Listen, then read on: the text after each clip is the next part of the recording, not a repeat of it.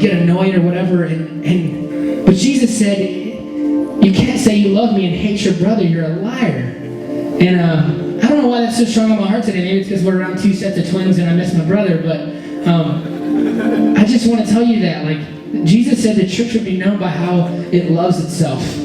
And it seems like a lot of us are really caught up in things that don't seem that important to God and are ignoring things that seem very important to God. And there's a freedom when you have a relationship with God where He begins to organically grow fruit in your life. And it begins to change the things you want, and it's beautiful. And we were talking about it, me and some of the Jerusalem dudes and some of the Await the Day guys, and we were sitting back there and we were talking about how God changes your heart. And I think that this is the truth about it. We want the same things for ourselves that God already wants for us. We want to be happy. We want to have peace in our lives. We want to be loved. We want to have good relationships. We want our lives to have purpose. We want our lives and our death to matter. And that's the exact same thing that God wants for our lives. And we just constantly fight Him on the way to get there. And we're idiots because He's the only one who sees it. And it's just my opinion, and I really hope that you don't take most of your spiritual cues from rock bands, because there's probably better places to look than a couple of 20-year-olds.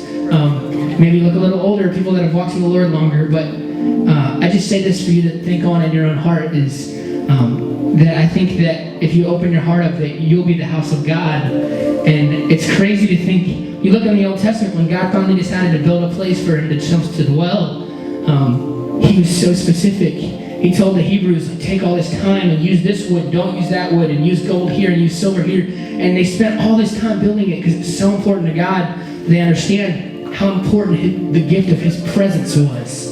How much crazier is it now? He spent all that time building the temple, and now we're the temple. We're the place that God chooses to dwell. And we're so much more valuable than those buildings that He built. And just blows my mind, you know, when I've said this before, it's been stuck in my head for years now. When Jesus died on the cross, there was this inner part of the sanctuary that, like, no one could go to, but the high priest, and he could only go there once a year. And if he went in there and he was impure, he would just drop dead. So it's every Jew knew this. And on the day Jesus died, the Jews were chilling in the temple doing what they normally did.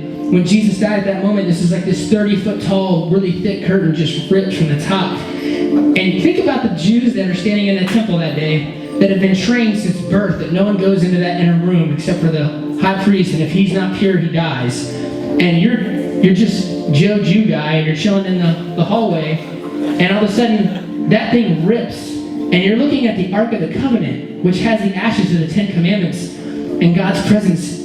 What would you think to yourself? I'm going to die. This is it. And that place was called the Holy of Holies. And the crazy thing is your heart, my heart is the new Holy of Holies. So let's treat each other like that. And let's remember that everywhere we go and everything we see and everything we do, we're taking the living God with us. And I don't know, it's a lot, but that's how special you are to God. And that's how important you are to Him.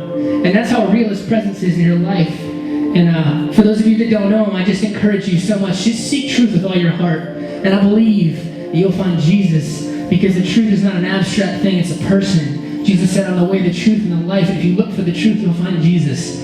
So thank you guys so much for listening. We really appreciate it, and we hope you'll hang out. And somebody requested another song off of our new EP that we couldn't play. So if anyone wants to hang out in the parking lot, I'll play some of those songs if you want to hear them. But we really appreciate it so much.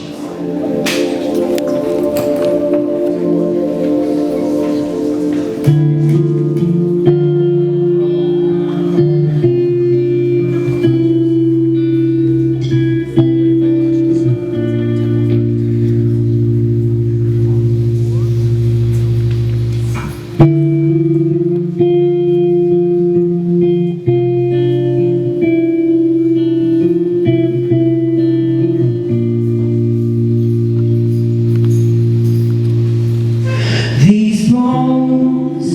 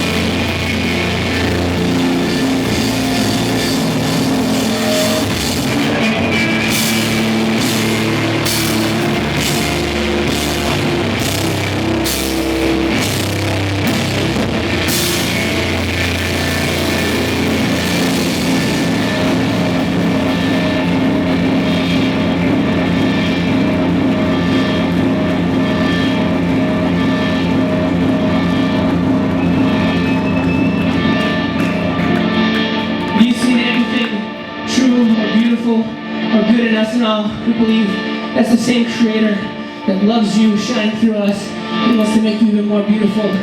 Grace and peace. Thank you for listening with my epic.